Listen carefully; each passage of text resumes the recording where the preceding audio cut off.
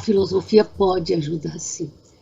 Mas a gente tem que tomar muito cuidado em saber que a ajuda da filosofia não tem efeito imediato, mas que permite fazer o que alguns filósofos chamam de diagnóstico do presente. Qual é esse diagnóstico do presente? A pandemia, para nós, poderia ser diagnosticada como uma situação, principalmente, de passagem, de transição. E o que significa transição, Cláudia? Transição significa transformação. Quer dizer, na verdade, transição significa, por um lado, limite. Limite é fechamento de um ciclo, por exemplo. Né? Você termina alguma coisa e ainda não começou. Então, a transição é um momento de sensação de perdas, mas ao mesmo tempo é onde temos a possibilidade da transgressão do limite, da transformação.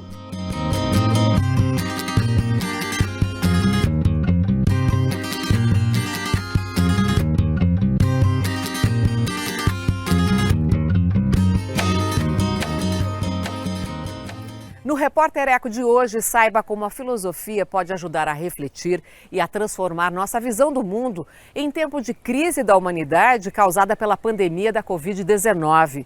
E você vai ver também. Conheça a Cátedra dos Oceanos, um programa das Nações Unidas para divulgar ações e pesquisas pela conservação do berço da vida na Terra.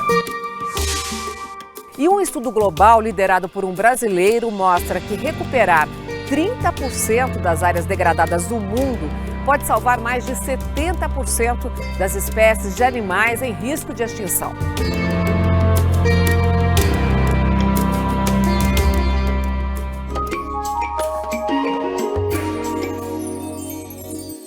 A Organização das Nações Unidas para Educação, Ciência e Cultura e a Universidade de São Paulo criaram a Cátedra Unesco para a Sustentabilidade dos Oceanos. É um programa para aproximar a sociedade do conhecimento científico e de iniciativas no Brasil e no mundo para proteger a vida nos mares e oceanos.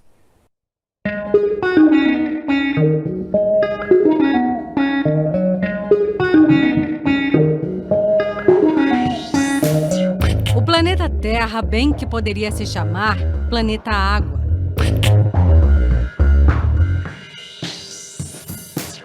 70% da superfície está coberta por água e a maior parte dela ocupa os oceanos, o berço da vida. A sociedade tem que se encontrar com o oceano porque ela veio de lá, né? A vida surgiu no mar. A vida surgiu no mar e ela é ainda mantida pelo mar, pelas várias funções ou funcionalidades que o mar tem. Por exemplo, o oxigênio que a gente respira, né, que é fundamental para a vida na Terra, ele é basicamente produzido, ou grande parte dele é produzido por organismos que vivem no mar, e organismos que sequer a gente vê o olho nu. Os reflexos das alterações climáticas causadas pelo homem aparecem dia a dia no mar. A poluição nos continentes está modificando a vida na água. Por isso, a Organização das Nações Unidas definiu que o período de 2021 a 2030 será a década dos oceanos. O objetivo é ampliar a cooperação internacional em pesquisa para promover a preservação dos mares e a gestão dos recursos naturais de zonas costeiras. Para mostrar ao mundo que o que está debaixo d'água é responsabilidade de todos, nasceu a Cátedra Unesco para a Sustentabilidade dos Oceanos. É um programa da Unesco, das Nações Unidas, para fazer com que a visão e os projetos e as iniciativas da Unesco dialoguem de forma mais próxima com os países, em especial com as instituições de ensino e pesquisa. Então a gente criou aqui no Brasil, em 2018, essa cátedra com um foco nos oceanos. E o nosso interesse é fazer com que a sociedade se aproxime cada vez mais dos oceanos. Então a cátedra ela tem uma função que a gente pode entender como uma função leve, ela não é uma instituição pesada, uma nova instituição, e sim uma forma de promover a articulação, o encontro da sociedade com os oceanos. E com isso a gente tem uma série de ferramentas. Entre os projetos está a Oceanoteca, um mar de conhecimento sobre os oceanos. A gente está criando na página da cátedra um repositório, né, uma coleção de livros, gibis, podcasts, séries, para que a sociedade, num único local, tenha acesso a todos esses materiais, para que um professor, por exemplo, lá do interior do Brasil, possa ter acesso fácil ao material e usar nas suas aulas. Entre os arquivos está Mariana e a Batalha contra os Supermacabros, uma história em quadrinhos inspirada na vida real, no exemplo de Mariana, menina do Rio de Janeiro que decidiu mover o mundo para limpar os mares. Por que devemos proteger os oceanos? Porque existem muitas vidas lá que merecem respeito, né? E também merecem viver num ambiente limpo. E por causa da poluição, muitas espécies estão entrando em extinção. O Brasil, que é um país continental e que tem como agricultura sua principal atividade econômica, que responde aproximadamente a 24% do produto interno bruto do país, os oceanos respondem por 19%. Ou seja, os oceanos têm uma importância tão grande quanto a agricultura para o país. Então, a sociedade tem que entender isso. E tem que entender que se a gente degrada o oceano, a gente está perdendo essas oportunidades.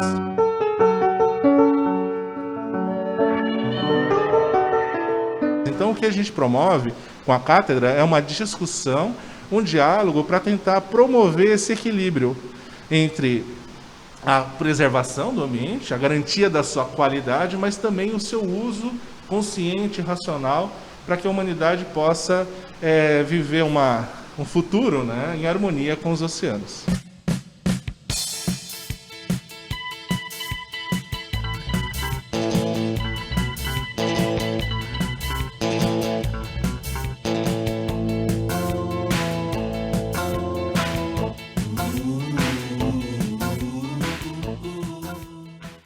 Você acompanha agora as notícias da área socioambiental que tiveram destaque nesta semana.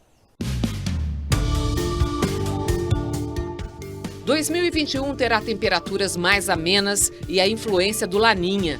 A informação é do Serviço Climático dos Estados Unidos. O fenômeno é causado pelo resfriamento das águas superficiais do Oceano Pacífico, o que afeta também a atmosfera.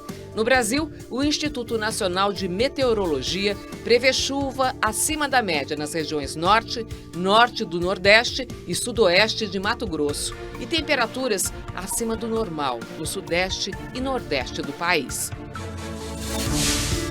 O Brasil encerrou 2020 com o maior número de focos de queimadas em uma década. Segundo o INPE, Instituto Nacional de Pesquisas Espaciais, foram 222.798 focos. O pior aumento foi no Pantanal, com 22.119 pontos de incêndios, cerca de 120% a mais que em 2019. O fogo atingiu mais de 30% do bioma pantaneiro. As queimadas persistiram na Amazônia, com mais de 130 mil focos. A maior floresta tropical do mundo também sofreu desmatamentos. Mais de 11 mil quilômetros quadrados foram destruídos, área 70% maior que a média da década anterior. O Ministério do Meio Ambiente afirmou ao Supremo Tribunal Federal que não há omissão do ministro Ricardo Salles no combate ao desmatamento e que exerce fielmente a missão de formular a política nacional de meio ambiente. O Ministério prestou informações por determinação da ministra do STF, Carmen Lúcia, que vai decidir sobre a ação movida pela Rede Sustentabilidade. O partido denuncia falhas do governo na preservação ambiental e pede que o Supremo determine medidas concretas contra os desmatamentos. Em uma petição no STF, a Rede e os partidos PSB, PSOL e PT questionam a destinação da verba disponível em 2020 do Fundo do Clima para um único projeto. Chamado Lixão Zero, ele vai beneficiar 15 municípios de Rondônia, estado governado pelo coronel da PM, Marcos Rocha, do PSL, aliado do presidente Jair Bolsonaro. São Paulo ganha nova área protegida de Mata Atlântica no estado. O governador João Dória criou o Monumento Natural Mantiqueira. A área de mais de 10 mil hectares fica na Serra da Mantiqueira, entre os municípios de Cruzeiro e Piquete, e preserva pontos importantes, como o Pico dos Marins e do Itaguaré. A nova unidade de conservação é comemorada pelos ambientalistas. Está em vigor desde o dia 1º de janeiro deste ano a lei que proíbe copos, pratos e talheres de plástico na cidade de São Paulo. Os estabelecimentos comerciais devem substituir esses utensílios por similares feitos com material biodegradável, reutilizável ou que permita a reciclagem. A aplicação de multas depende ainda de regulamentação pela Prefeitura. E você acompanha logo mais aqui no Repórter Eco. Um estudo global liderado por um pesquisador brasileiro mostra que recuperar 30% das áreas degradadas da Terra pode salvar mais de 70% de espécies animais em extinção.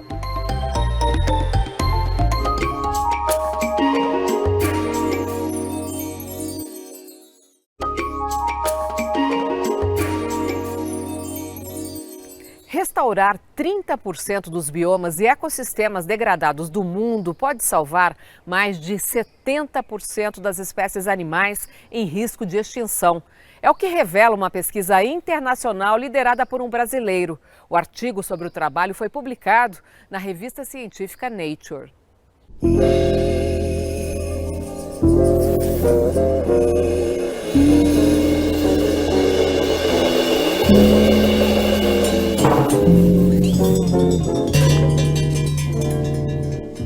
O estudo foi encomendado pela Organização das Nações Unidas, durou 2 anos e envolveu 27 pesquisadores de vários países. Eles identificaram mais de 29 milhões de quilômetros quadrados de áreas que podem ser restauradas em todos os tipos de bioma, de deserto à floresta tropical.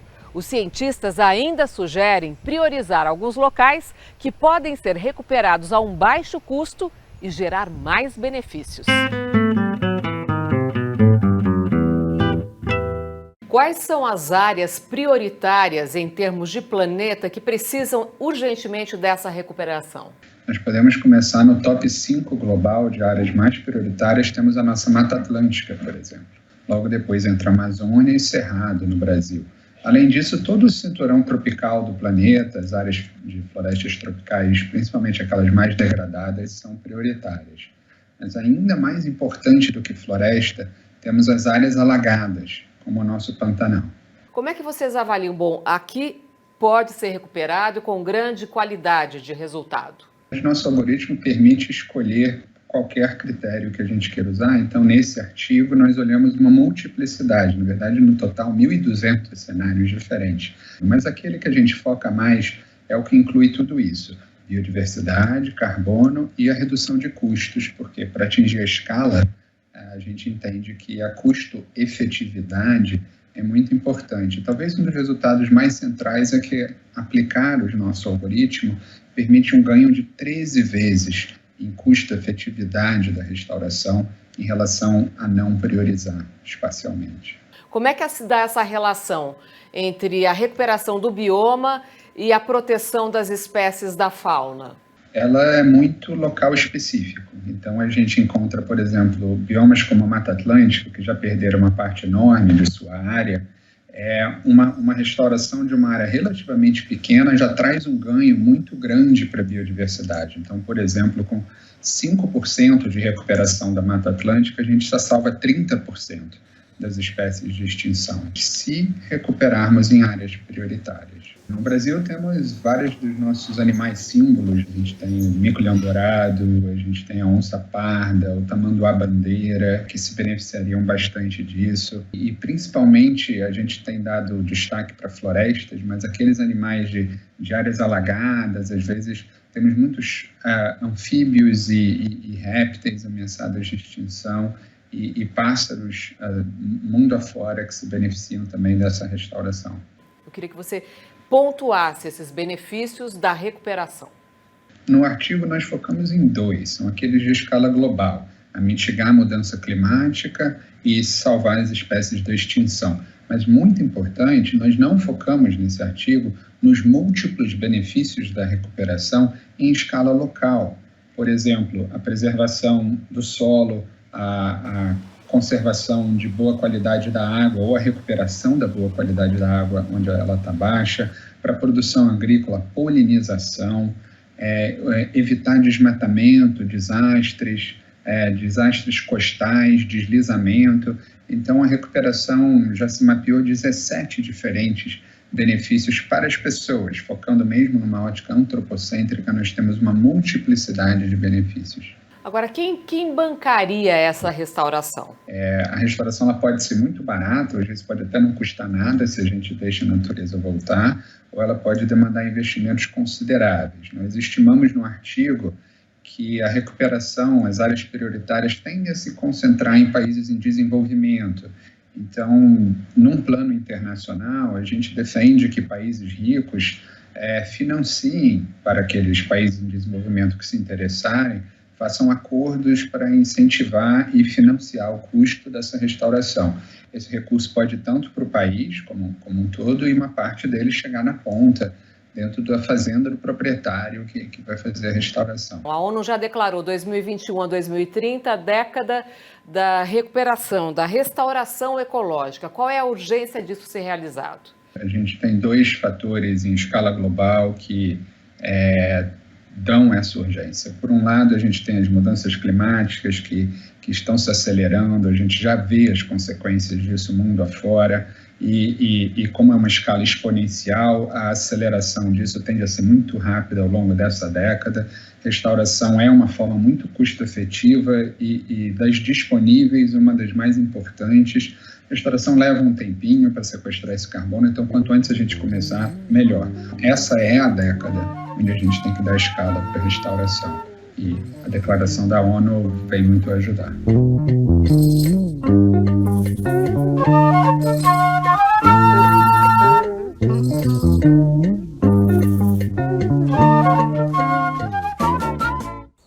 Foi lançado o projeto Nova Mata, um mapa com mais de 1.000 iniciativas de recuperação da Mata Atlântica. O projeto é da jornalista e escritora Regina Schaff. Ela quer divulgar soluções e histórias de pessoas que amam a natureza e querem evitar a destruição da floresta atlântica. São iniciativas como mutirões de plantio, viveiros comunitários e até grandes projetos empresariais. Vale visitar o site. Anote, novamata.org. Eu vou repetir o endereço eletrônico, novamata.org. E veja a seguir, aqui no Repórter Eco. Saiba como a filosofia pode nos ajudar a refletir e tentar superar momentos de crise da humanidade, como o provocado pela pandemia.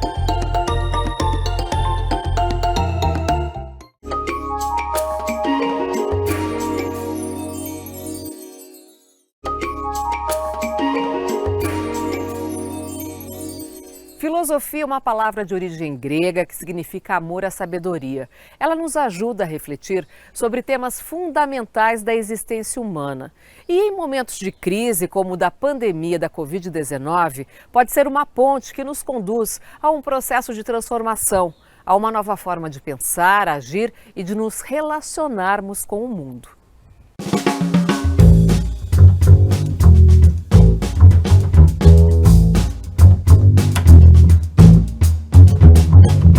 Entre aulas e conferências virtuais durante a pandemia, a professora de filosofia Salma Tanus Muchail encontrou tempo para lançar seu primeiro livro de poemas, Vãos, com aquarelas do artista Antônio Hélio Cabral. Aos 80 anos, a pós-doutora em filosofia atua na PUC de São Paulo há meio século. É especialista no filósofo francês Michel Foucault, de quem traduziu vários livros. Você é de uma cidade pequena de Minas Gerais que tem nome de Rio do Prata. Eu queria saber se você tem memórias da sua infância e se tinha uma ligação com a natureza. A minha casa, a casa do meu avô, era quase uma floresta de árvores nativas, frutíferas ou não. Eu passei, a minha brincadeira de criança era subir em árvore, em muro, andar descalço. Você acha que a filosofia pode nos ajudar a atravessar melhor esse período da pandemia? A filosofia pode ajudar, sim. Mas a gente tem que tomar muito cuidado em saber que a ajuda da filosofia não tem efeito imediato. O tempo da filosofia é um pouco maior, mais longo e tudo, mas que permite fazer o que alguns filósofos chamam de diagnóstico do presente. Qual é esse diagnóstico do presente? A pandemia para nós poderia ser diagnosticada como uma situação principalmente de passagem, de transição, mas uma transição muito difícil, porque a gente não sabe como começou e não tem uma meta assim previsível, né? Então não tem, como diria o meu filósofo querido Foucault, não tem origem, não tem teleologia. Nós estamos no meio da transição. E o que significa transição, Cláudia? Transição significa transformação. Quer dizer, na verdade, transição significa, por um lado, limite. Limite é fechamento de um ciclo, por exemplo, né? Você termina alguma coisa e ainda não começou outra. Então, a transição é um momento de sensação de perdas, mas ao mesmo tempo é onde temos a possibilidade da transgressão do limite, da transformação. Eu vou querer voltar um pouquinho no tempo e trazer uma citação do Epiteto, que diz assim: se devo morrer, morrerei quando chegar a hora. Como, ao que parece, não é a hora, vou comer porque estou com fome. O que o filósofo está tentando nos dizer aqui? Epiteto, Epicuro, que são estoicos e epicuristas, o que eles nos trazem, Sêneca, por exemplo, de ensinamento sobre isso. Epicuro, por exemplo, ele deixa muito claro, a hora da felicidade é essa. E ser filósofo é procurar a saúde da alma, que é a felicidade. E aí Epiteto também. Quer dizer, nós não podemos simplesmente esperar a eternidade. O tempo é esse. E aí tem que atuar nele. Isso que você falou, então vamos comer, mas também eles faziam exercícios de jejum, né? Marco Aurélio, por exemplo, que era imperador e filósofo, ele fazia exercícios de ficar sem comer um tempo, punha diante de si uma mesa cheia de comida boa e chamava os escravos e os subalternos para comerem enquanto ele assistia. Isso era um exercício, né?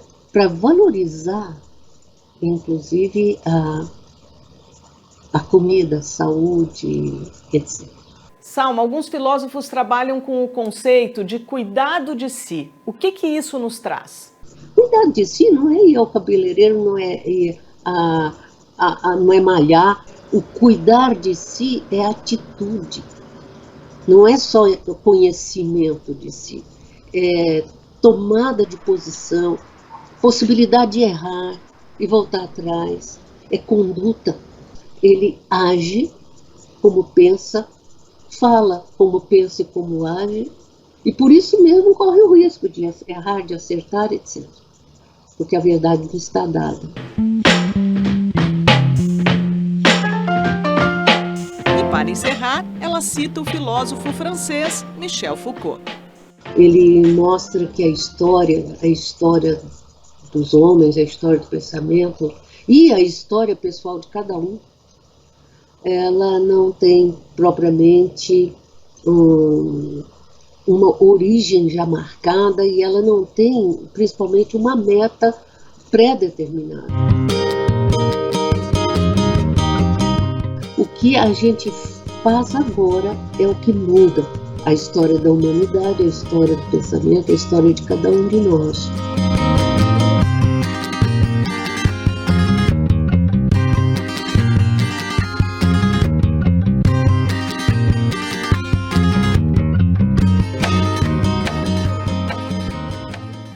E a nossa conversa vai terminando. O Repórter Eco fica hoje por aqui, mas você já sabe, a gente se encontra no próximo programa com mais reportagens e informações sobre os desafios socioambientais da atualidade. Até lá!